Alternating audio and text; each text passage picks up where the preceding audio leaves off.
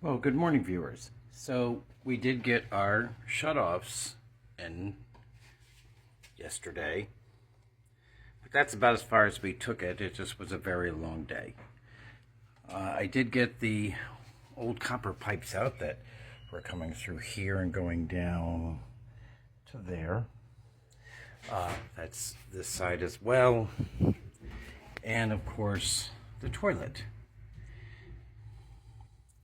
Now, what I'm going to do today is install this plumbing to fit where the vanity has to go.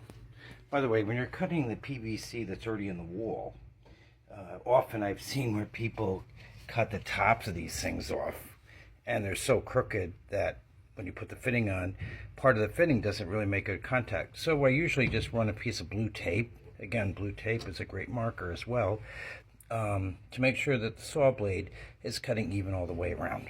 The block of wood here is temporary. Whoever put this pipe in, it was leaning to the drywall, so I propped that back behind there to bring it out so it was more vertically plumb than the plumber did. So now we'll go in excuse me, and look at the vanity that my son helped me carry in this morning. And here we go. This is where it's going to go. And if I hadn't cut those pipes out first, I wouldn't have been able to dry fit this. But as you can see, our plumbing for our drain, old location, it's way down here. Our water lines, one was inside the board, the other one above it. Not a bad location as far as positioning goes. But, you know, if you want to stay within the parameters of the opening, let me see, back it up here, within the parameters of the concealed portion of the vanity, then they'd all have to be raised.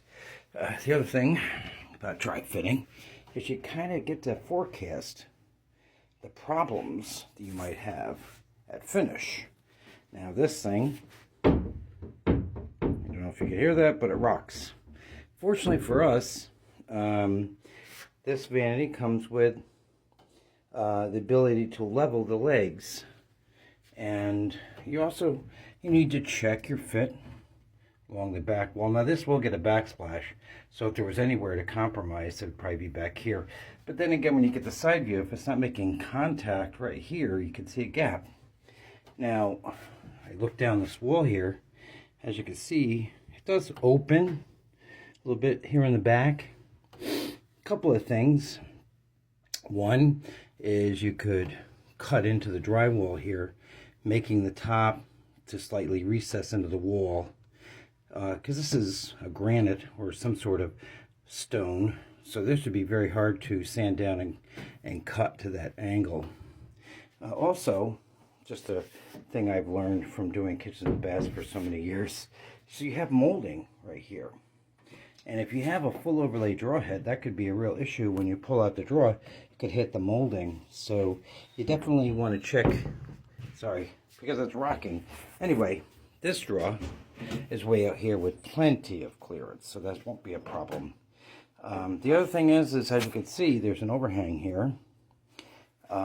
So even if I decided to cut the drywall here to get this to set in a little bit, I just, you know, again, a gap between there and the wall. Can you imagine finishing that over the years?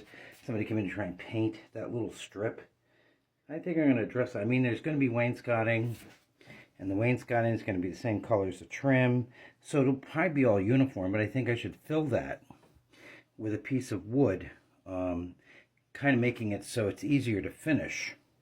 And then, of course, we have to trace our opening back here to position our plumbing. So that's what I'm going to be up to today. I'll bring it back in, give you progress reports if needed, or some notes. But I'll see you back here in a little bit.